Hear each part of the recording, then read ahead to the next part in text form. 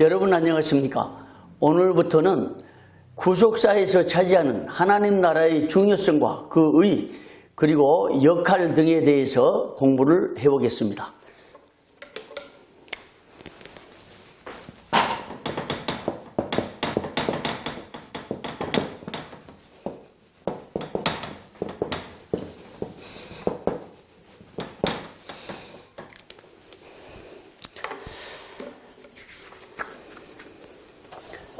하나님 나라에 대해서 공부하려고 하니까 생각나는 것이 있습니다.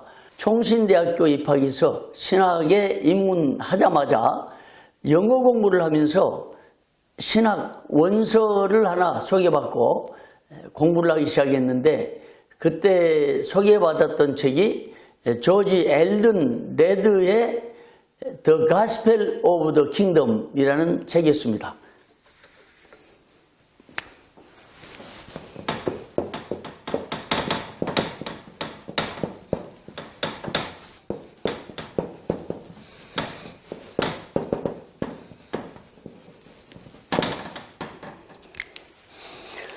그때 이 책을 소개받고 아주 얇은 책이었고 영어 문장을 보니까 아주 간명하게 공부를 하기 쉬운 책이었습니다. 그래서 이 책을 몇 번이고 반복해서 읽고 또 문장을 암송하고 또 모르면 선배들한테 물어보고 교수님을 찾아가서 물어보기도 하면서 이 책을 독파했던 기억이 생생합니다. 이 책의 내용과 또 가치, 또 중요성에 대해서는 한마디로 오스왈드 스미스가 추천해준 그 추천의 글에 아주 잘 나타나 있습니다. 제가 이 추천사를 읽어볼 테니까 화면에 뜬 추천사 내용을 여러분도 한번 의미 있게 숙지해 보시기 바랍니다. 레드 박사는 하나님 나라는 미래적 사건이요 또한 현재적 사건이라고 주장합니다. 저자는 하나님 나라란 믿는 자들이 자신을 하나님께 포기해 드림으로써 생활 속에 나타나는 현재적 체험임을 강조합니다. 저자는 하나님 나라가 본인의 것으로 체험되는 일이 실제로 일어나기를 원하는 사람들은 확고한 결단을 내려야 한다고 말합니다. 그 복종은 바로 하나님을 나의 왕으로 인정해 드림이 생활에서 나타나는 복종이어야 합니다. 이 추천사에서 나타난 아주 중요한 용어들 몇 가지가 있어요. 여기 보니까 현재적 체험,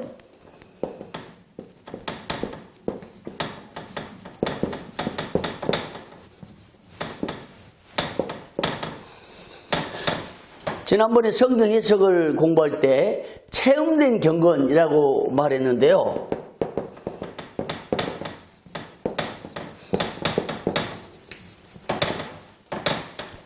신학 과목은 현재적인 체험, 그 체험된 신학, 이것이 매우 중요합니다.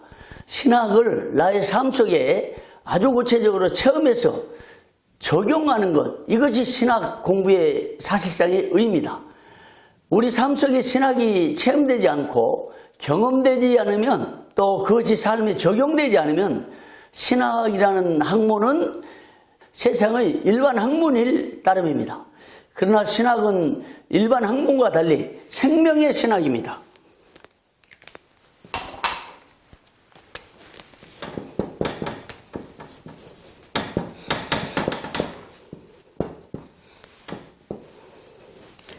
생명의 학문, 그래서 신학을 생명의 신학이라고 말합니다. 특히 우리 장로교에서 지향하는 칼빈 신학, 개혁 신학은 삶의 신학이다, 생명의 신학이다, 체험의 신학이다, 이렇게 말합니다. 그래서 칼빈 신학을 지향할 때 늘 염두에 둬야 할 것은 이 삶의 신학입니다.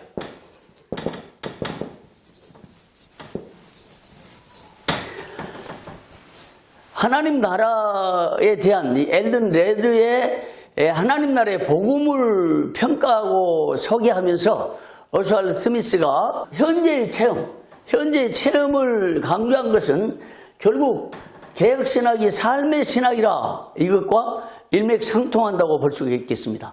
또 하나 의미가 있는 것은 여기 보니까 하나님은 나의 왕.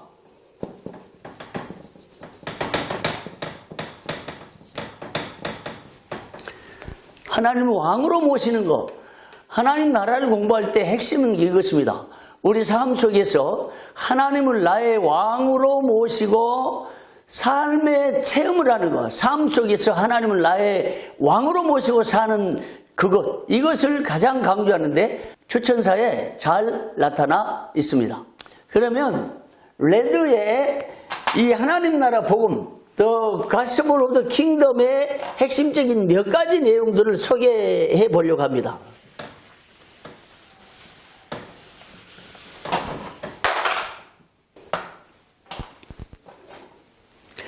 실제로 이 책을 여러분들이 읽으면서 기초를 정립한 것이 좋겠지만 간단한 개요들을 몇 가지들을 얘기하면서 이 가스펠 오브 더 킹덤, 하나님 나라의 복음에 대한 얘기. 사실은 이렇게 한 이유는 여기에 하나님 나라에 대한 기초가 다 나와 있습니다.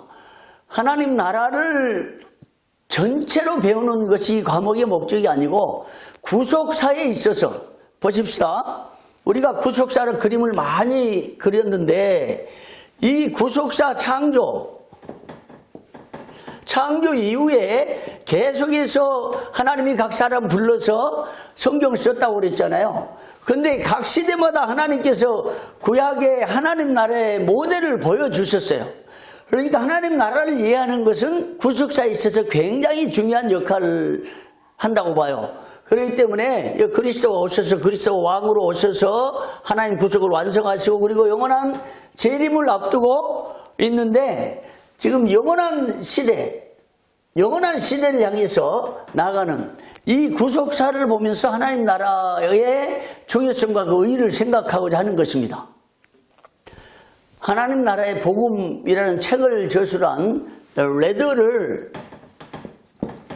레드를 소개하면 풀러 신학교 교수였습니다. 그리고 하나님 나라와 관련된 여러 책들을 저술해서 우리 한국 교회에는 잘 알려져 있습니다. 이 책은 총 9장으로 되어 있습니다. 9장으로 되어 있어요. 9장으로 되어 있는데 하나님 나라의 전반적인 개요를 설명해 놨다. 이렇게 보면 되겠습니다. 제1장에는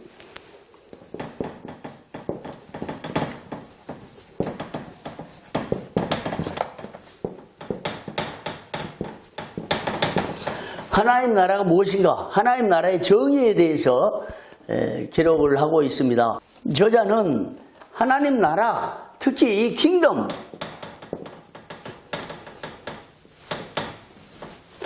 킹덤을 어원적으로 분석을 합니다. 히브리어에서 말뚝, 헬라어로 바실레이아라는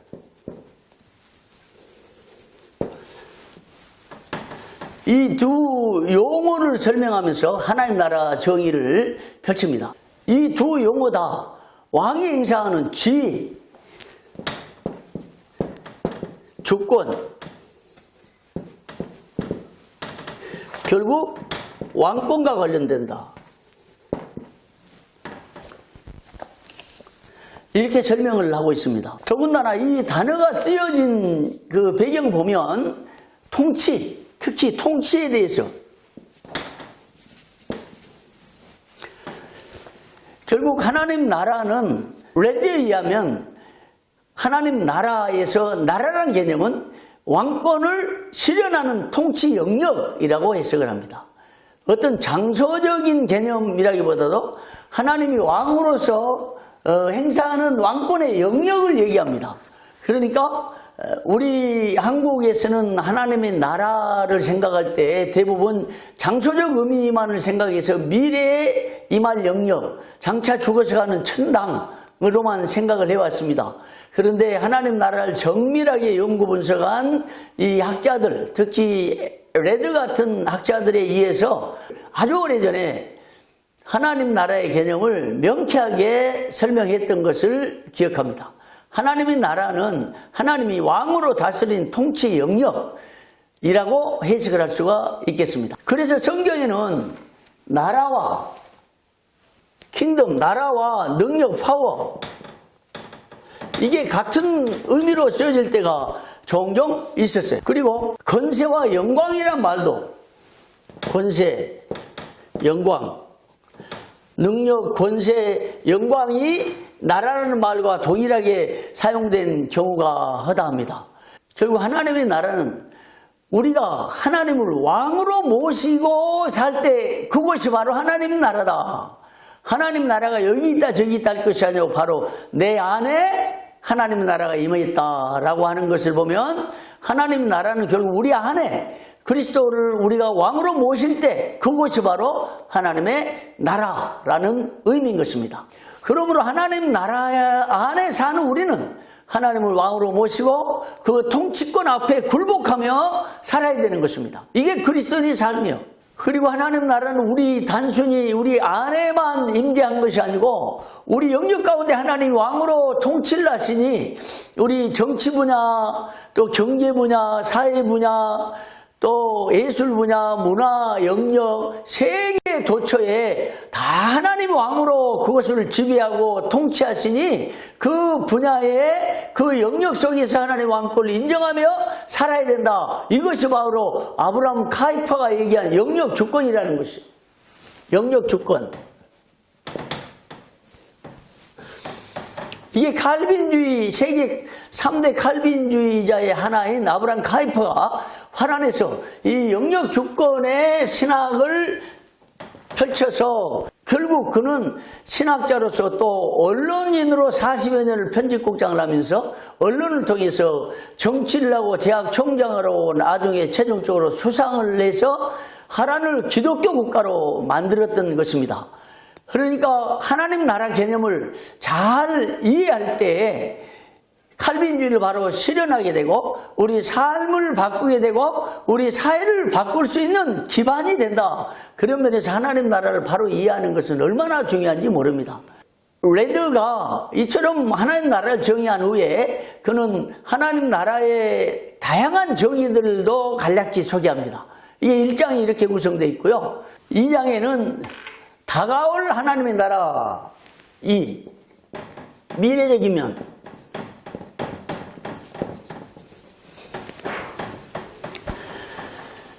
미래적인 측면을 다루고 있습니다. 여기서 주목할 것은 하나님 나라에 대해서 도표로 아주 명확하게 그려서 설명을 하고 있는 걸 볼 수 있습니다.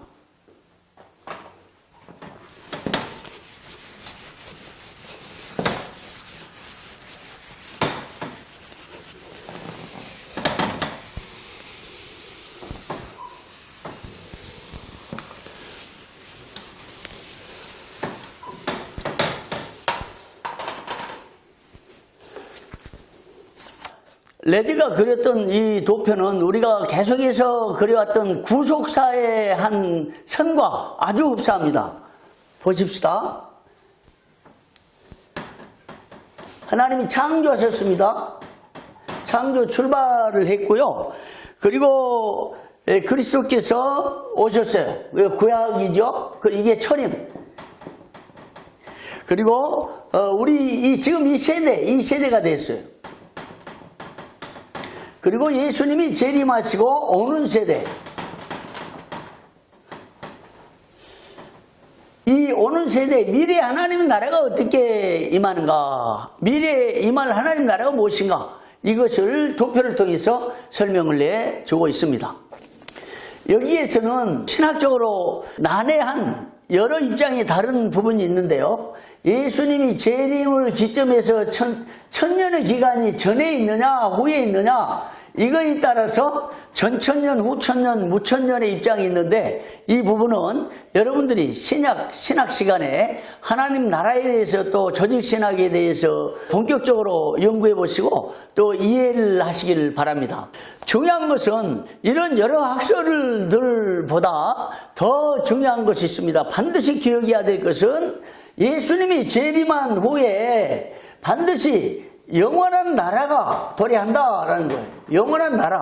영원한 나라가 도래한다. 예수님은 재림한다. 이 사실입니다. 재림과 함께 분명히 모든 사람들이 하나님의 심판대 앞에 선다는 점입니다. 예수님이 재림한다는 것, 그리고 영원한 하나님 나라가 영원한 왕국이 이루어진다는 것, 그리고 그 왕국의 영원한 왕 앞에 우리 모두 그 왕이 치르는 심판대 앞에 선다고 하는 것, 이것이 중요한 것입니다. 그리고 예수님이 재림하시는 순간에 사망이 영원한 죽음을 맞이하게 되고 마귀가 완전히 죽임을 당하게 된다라는 점입니다. 예수님이 이 땅에 초림하는 순간에 마귀는 이미 힘을 잃었어요. 그리고 마귀가 잠시 활동하고 있지만 예수의 권세 앞에는 힘을 못 쓰고 예수님의 능력 앞에는, 예수님의 권능 앞에는 더 이상 힘을 못 쓰게 돼 있는데, 예수님의 힘이 약해지면 마귀가 점점 되살아나가지고 우리를 괴롭히는 이런 실정입니다. 그러나 예수님이 재림할 때 마귀는 무력하게 되고 영원한 불못에 던져지게 되고 사망도 던져지게 되고 죽음도 무덤도 더 이상 무력하게 될 것입니다. 그래서 우리 주님이 재림하시게 된 그날은 영원한 나라가 이루어져서 우리 하나님의 영광의 통치를 받게 되고 영원한 나라에서 영원히 사는, 이것이 성경의 가르침입니다. 그러니까 이 구속사, 영원한 구속사, 창조로부터 초림과 재림 이후에 이어질 그 어느 시대에 펼쳐질 하나님 나라에 대해서 이런 개략적인 설명을 하고 있고, 구속사와 하나님 나라가 이래서 매우 중요한 관계에 있고 상호 역할을 하고 있다고 하는 점입니다.